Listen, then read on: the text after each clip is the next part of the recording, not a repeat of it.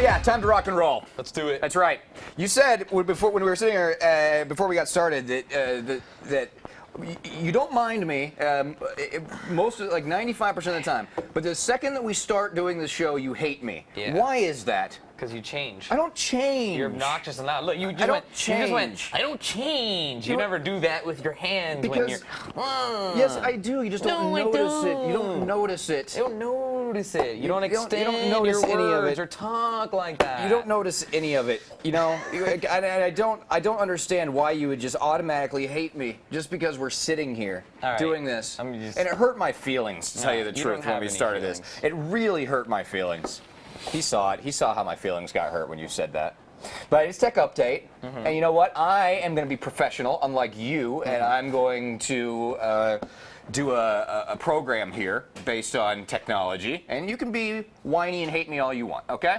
Avoid contact with eyes. So first, don't you dare, you son of a... All right, let's do tech news, because we were talking about There I Fixed It last week, I think, and I found a picture I thought you might enjoy. I got this. I pulled this out specifically for you. This is like what I would call the ultimate overclocking setup. Nice right? case mod. Like you keep showing off all these fancy coolers that are all built in and everything. This dude put a 3.5 horsepower leaf blower attached to his PC. Do you think that would work?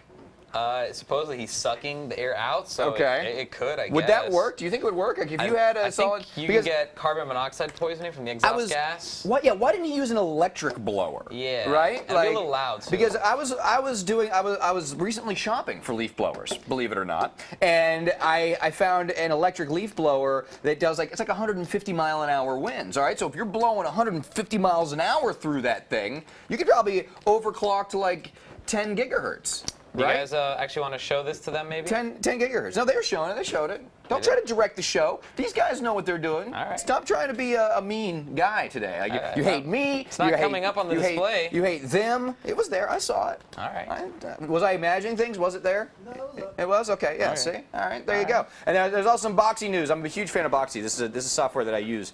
And because I remember back at CES, Boxy was like a new thing. They were kind of a struggling new company. And I was thinking, I got in with these guys now, right? Because this is going to be huge. And then I never contacted them. I remember you saying that though. Yeah, like they were like, hey, get in touch, let's do some stuff. And I was like, yeah, sure. And then I never called them. And now they just got a $6 million round of financing for their software. They're going to start developing their own set-top boxes, their own hardware. So they're going to start integrating the software into all kinds of other platforms. And I have a feeling now if I called them, they wouldn't remember me. Well, the problem is that they're kind of leaving their roots, though. They're all about that free kind of. I think the software's going to stay free. I think it is too. But they're cutting deals now. Look, they had the best experience out of pretty much all of the media center software out there, and I'm just a little perturbed. I didn't get in there while I could. You know what I mean? I know that I saw earlier on your computer a new Samsung camera. Yeah. That has the screen facing forward as well as back, so you can take pictures of yourself. Yeah, the TL220 and the TL225. Now those are the two that were released, and then there was the third one, which was the CL65. Okay. Now, did you see the CL65? What's special about it? Because that's the CL. All right, so that's the CL65, right? This thing is. I mean, like, that camera is cool, but that's for narcissistic people. This is like a regular camera. It doesn't have the screen in the front. Are you trying to say that the camera that I chose to talk about today is for vain people? Is for vain, narcissistic people? Are you trying to intimate in some way that I am narcissistic? No, you just chose you're on fire. Show this one right here. This is a cool camera. This one right here is actually has a front-facing LCD on board, so that you can, because I like to take pictures of myself, right? Like I could spend hours taking pictures of myself, trying to get just the right shot, just the right angle. The puppy. Sure. And especially here's the thing, like if you're fat, okay? Let's say you're fat. You're not fat, all right? I'm not trying to say that, but let's say you are fat, right? And you're trying to get that MySpace angle, okay? It's hard to get that angle without being able to see it, right? Because you can take the picture, and then when you go to look at it, you've got a fat roll like right here that's sneaking out there, right? Or you got a little bit, or a little bit of that fat is sticking out from under your bra on this side. You know what I mean? When it pushes and the fat squeezes out of your bra. You know what I'm talking about? I have that problem all the time. So like when you have the LCD up there, you can take take a picture that makes you look skinny in one shot. That's hot technology right there. Yeah. What the hell were they taking a picture of that's on the screen on the front? I just realized that. It was a clown taking a picture of himself. No, Don't be ridiculous. That's disturbing. What is that clown doing there? He was taking a picture of himself. But that's an animated clown. No, it's... Well, maybe, I don't know. All right, well, check out this thing. Maybe it crosses into other dimensions. This is the other non-front pointing screen, but this camera actually impressed me because I don't get impressed with point and shoots. 12.2 megapixel sensor. It's all touchscreen. There's no buttons on the back. So that's the first thing, which to me is awesome. 30 frame per second, 720p video, 5x optical zoom with another 10x of digital, 3.5-inch touchscreen, which is tap to focus, tap for smile detection, tap for blink detection, all that good stuff. Has GPS for geotagging, has Wi-Fi that automatically uploads to Facebook, Picasa, Flickr. It has it all. And then it has Bluetooth, and then on top of that, it has HDMI with DLNA for sharing. Every whiz-bang feature that every camera has all in one. Into one thing, right. That's cool. Yeah, very nice. This is pretty sweet, right? This has been big on the blogs recently because they were shooting a music video for a band. What's the name of the band? Mount St. Helens Vietnam Band. Mount St. Helens Vietnam Band. Who rock. They sound pretty cool, actually. They're awesome, man. These guys were out shooting a music video, and they used a Panasonic HVX video camera, HD camera, and they mounted that bad boy on a radio-controlled chopper, right? Which gave them some pretty incredible footage of this. Whoa, my God, that's loud. They got some pretty incredible footage that would normally require you to rent a helicopter, right, and a camera operator, and do all of this. But what they did was they strapped this thing actually to a radio-controlled chopper, and I thought I was going to show the clip of the chopper, but apparently there you go. Footage. That's actually the footage that you could get when you fly your own radio-controlled helicopter around. Now, there's a more expensive solution that we were looking at a while back. This was like a year ago. The Dragonflyer X4 UAV. The Dragon, yeah. And one of the producers here was like, "Oh man, how much is that? I want to get one." Like, I think they're like $30,000, but they come with. You can get it with actually an infrared camera. You can get it with a Panasonic Lumix kind of point and shoot that it controls, but it's available if you got a lot of cash.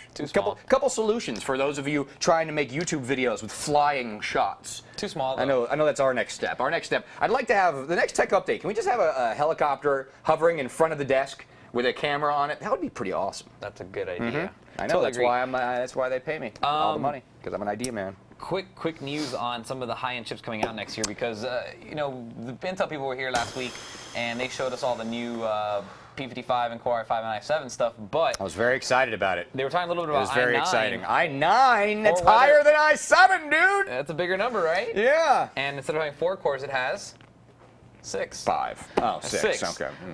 So anyway, it's not really sure if it's going to be a Core i9 or a Core i7. Why doesn't, like, all right, why doesn't the Core, why isn't the number of cores? Like, Core i7 should be 7 cores. Because the word core is there, right? So it should be a 7 cores. Core i9 should be 9 cores. Why aren't I in charge? All right, so anyway, they're not sure if it's going to be Core i7 or i7, but it is going to be the first 32nm chip from Intel.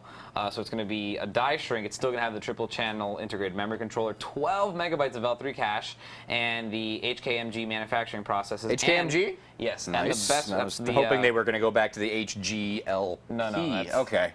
High K first, metal gate last. Right. And the best part is it's going to work on X58 motherboards, so you're not going to need to get a new motherboard to run a 12-threaded chip. Yeah.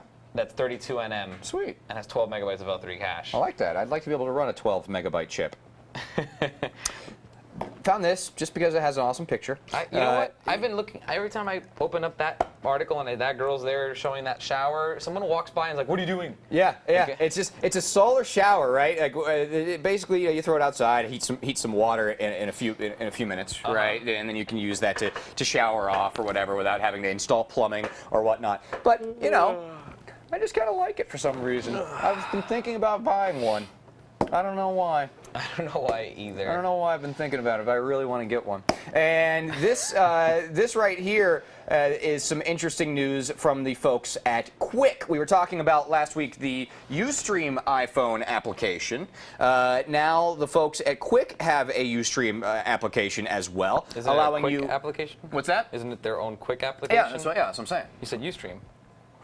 Ustream announced their application. Now Quick has announced theirs. That's not what you said. That's not. Well, I don't know what I say sometimes. Okay. This allows you to shoot video and then, of course, uploads to Quick, and then you can immediately. This is what I like about it: is you can immediately send that video clip links to Twitter, Facebook, and YouTube from your iPhone 3GS. Very cool. Which is pretty nice. It all still pisses me off, though. You can't do live? AT&T just can't handle the live thing. Because that would have come in handy yesterday. Yeah. Because here in our building, a lady set herself on fire, right? Like a crazy lady doused herself in a flammable liquid in our building. Not an employee here. It was probably a crazy homeless person or something. No, it was a mall employee. It was a mall employee? Savage. What store? The Savage store. I don't know what that is. That's the a cheesy women's clothing okay. store. This lady set herself on fire. Went around, whatever. And if we could have live streamed that, we're talking serious viewership. Yeah. Big views.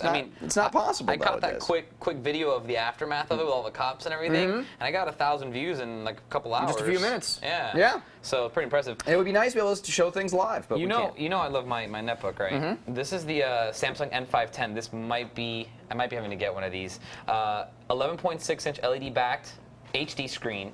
NVIDIA Ion platform, Bluetooth, HDMI, NDRAF, Wi-Fi, and a 6L battery. Nice. So we're talking like 7 or 8 hours battery life on that? That's what they all should be like. Okay. I'm guessing something like 6-7 hours. How much does it cost? It's going to be like under $600, I think, or under $700. No, it was under $600. It's $599, and they're going to cut back the price. So $550 probably. What's the difference between the Atom N series and the Z series Atoms? I'm curious. They're completely different architecture. Okay. And they're very similar though. They're all below, a certain amount. So one's not necessarily really better than the other. They're just different packages. Yeah. Okay.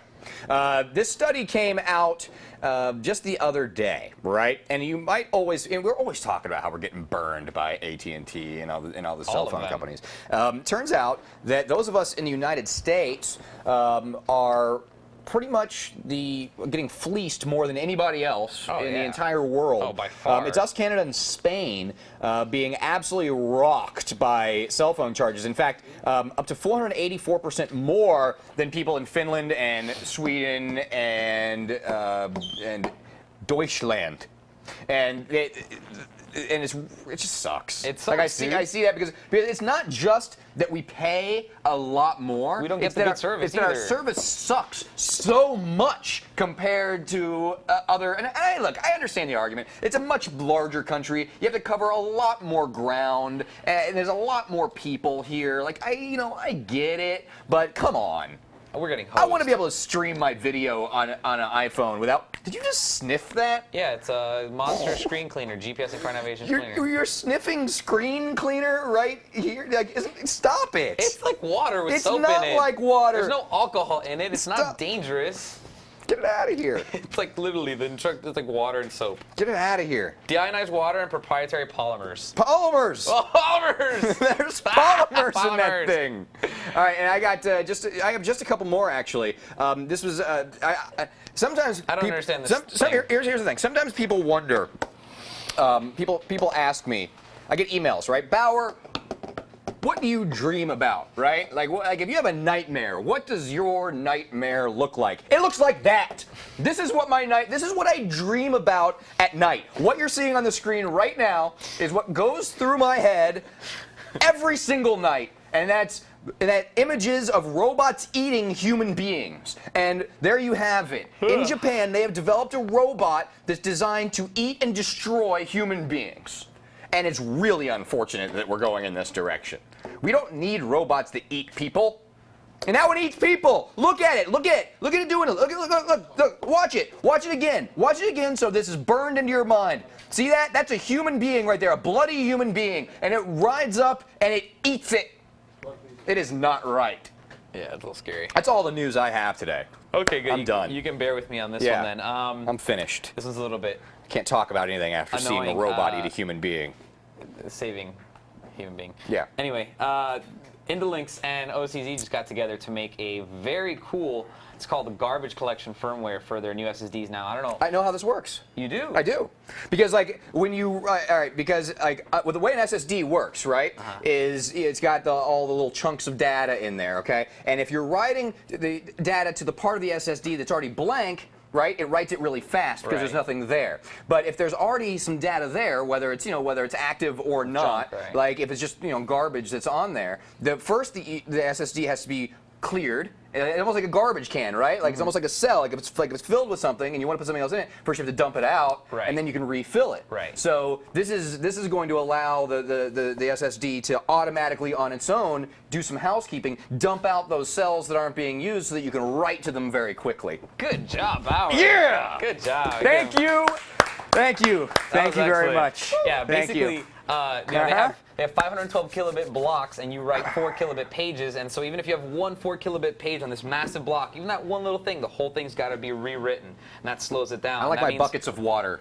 That works. The bucket works yeah. too. So then, that's the technical term is blocks and pages, but whatever. Anyway, I like buckets. When it fills up, it just gets really slow over time. So that's going to make a huge difference for the performance of drives as they last over time. Quick little video here. First one, I'm just gonna show you a quick clip of it, but this is this is a kid I'd like to kick his ass. Kick his ass? I knew you were gonna say that. This kid's actually solving 2 Rubik's cubes. Not simultaneously, one at a time, but he's playing Mr. Crowley on Expert on Guitar Hero World Tour while he solves 2 Rubik's cubes, and he's actually he's strumming with his elbow. That's not real, right? It is real. And that's really How do you know that's hard. Real? I figure it's real because he doesn't really get the highest score. Like if he was gonna fake it, he would be a little more. Or he'd be smart and say, "I need to fudge it up a little bit so that people buy this." I mean, I've been looking at his fingers, and they're on the right frets, and his elbow is strumming on those, and he fixed the first cube in a minute. So I buy that you can do a Rubik's cube in a minute. Because I've seen people do it in less than a minute. So why are Asian people so much smarter than us? He's not Asian, dude. He's a little kid. I couldn't tell. No, he's a little white kid. Oh, he is? Yeah. I just assumed he'd be Asian. I was like, look, come on, everyone's looking at me funny, but if I were to say, hey, I have video of a kid solving a Rubik's Cube and playing Guitar Hero awesomely at the same time, you think he's an Asian kid too, right? Yes, thank you, everyone does. It's true. Yeah, I mean, like, I couldn't think of, we're too stupid to be able to do that kind of stuff. I think you'll like this. Waterloo Labs is a little company. I don't know what they do, but check out this video. They're basically porting a first-person shooter.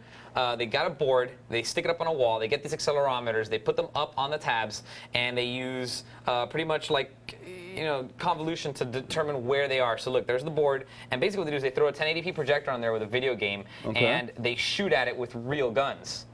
So it sounds like it'll turn out well. It turns into like, you can actually use a real gun to shoot your target, and it turns out that you can use anything because it's just detecting the accelerometers detect the vibration. So they start using axes, airsoft guns, BB guns, rocks. You can literally just axe your character on the wall, and they end up building a frame, taken out at night. And as you can see here, they're mapping.